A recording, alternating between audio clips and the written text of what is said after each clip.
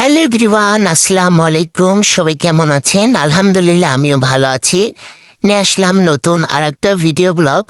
তো আমি এখন থেকে এই পেজে নিয়মিত ভিডিও আপলোড করব। আর আমার ইউটিউব চ্যানেল আছে, সেটাতেও ভিডিও আপলোড করব প্রতিদিন দুপুরবেলা। আর আমি আজ অল্প কিছুদিন হলো, 2-3 দিন হলো হচ্ছে আমি ইনস্টাগ্রাম খুলেছি, এমডি হৃদ্র আহমেদ। সেটাতে আপনারা অবশ্যই গিয়ে ফলো দিয়ে আসবেন। তো যাই হোক, আসল কথায় আসি। তো আমার হাজবেন্ড দুপুরবেলা বলতেছে যে মার্কেটে যাও, মানে বাহিরে আর কি, বাজারে যাইতে বলতেছে। তো আমি আমার শ্বশুরবাড়ি থেকে কখনোই কিন্তু আমরা বাজার ঘাটে সেরকম যাইনি, শুধু আমার হাজবেন্ড অসুস্থতার কারণে আমাকে বাজারে যেতে হয়েছে। তো হিসাব টিসাব পরে যে বাহিরে চলে আসছি একটু বাজার করতে, সিম্পল ওই মশলা কি কাঁচামরিচ এটা সেটা। তো এখন আলহামদুলিল্লাহ আমার হাজব্যান্ড সুস্থ হয়ে গেছে। তো আমার ছেলেকে রেখে আসছি, কারণ অনেকখানি পথ রিক্সায় গেলে ঢাকা শহর, ভাইরে ভাই, ঢাকা শহরে মনে করেন অল্প একটু পথ উঠলে 20 টাকা ভাড়া। তো আমি আমার জামাইকে বলছি যে বাবুকে রেখে যাব, কারণ আমি হেঁটে যাব, হেঁটে আসবো। তো রাস্তার সাইডে দেখেন কত দোকানপাট, সবকিছু দেখলেই খালি কিনতে ইচ্ছা করে, শুধু লাগবে মানি। তো টাকা ছাড়া কিন্তু কোনো দাম নাই। তো আর মেইন কথা শহরে তো মনে করেন যে টাকা ছাড়া কোনো কিছুই হয় না। তো অনেক সুন্দর সুন্দর থ্রি পিস, এই থ্রি পিসগুলো আমাদের গ্রামের বাড়িতে অনেক দাম। তো ভাবতেছিলাম যে যদি টাকা পয়সা থাকতো এখান থেকে 5-6টা নিয়ে যাইতাম। তো আল্লাহ যদি বাঁচায় রাখে, দেখি কতদূর কিরকম হয়, মানে আরো থাকতে হবে কিছুদিন। ডাক্তারের টাকা পয়সা দিতে হবে, যাওয়ার সময় দেখবো যদি মানে কিছু টাকা পয়সা যদি হাতে সেট থাকে তাহলে কিনে নিয়ে যাব। আসলে এখানে তো আমরা বেড়াতে আসিনি, এখানে আসতে ডাক্তার দেখে। তো আমরা তো ঢাকা থাকি না, আমরা থাকি গ্রামে।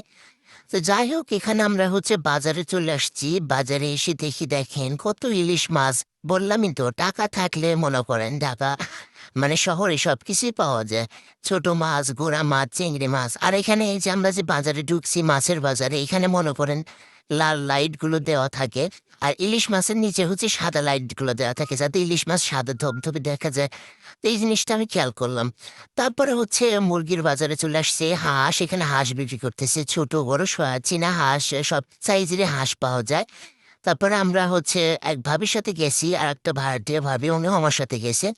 তো উনি আমার সাথে হেঁটে যাইতে চায় না, উনি বলতেছে ভাবি যাবে না। আমি বলছি, আমি প্রথমে বলছি আমি কিন্তু হেঁটে যাব।